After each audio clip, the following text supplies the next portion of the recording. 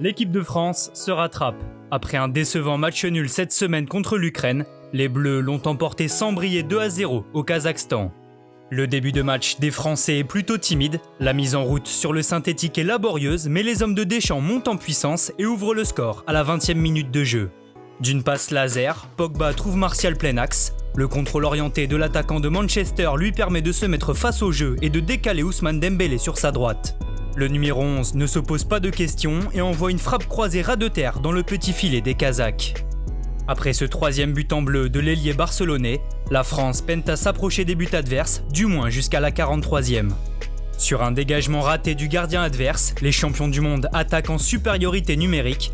Lemar centre pour Martial, mais Mali s'interpose miraculeusement. Héroïque sur cette action, le défenseur kazakh marque contre son camp sur le corner qui suit et offre le break à la France juste avant la pause. Au retour des vestiaires, le jeu des Bleus est ronronnant, très peu de rythme et d'occasion avant un réveil à 20 minutes du terme.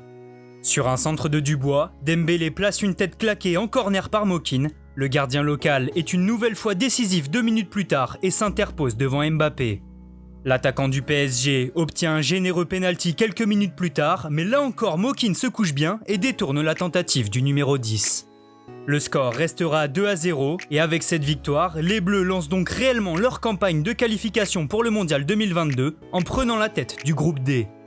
Du côté des tops de cette rencontre, la meilleure note revient au gardien du Kazakhstan Alexander Mokin, auteur de 7 arrêts décisifs dont un pénalty. Sans lui, l'addition aurait pu être plus salée.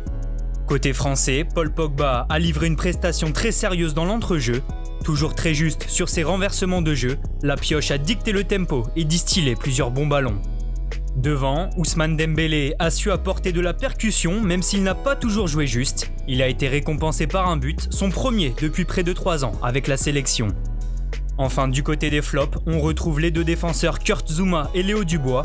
Le premier n'a pas toujours été rassurant et le latéral lyonnais n'a lui pas vraiment apporté offensivement. Le prochain rendez-vous pour l'équipe de France sera à suivre le mercredi 31 mars face à la Bosnie-Herzégovine.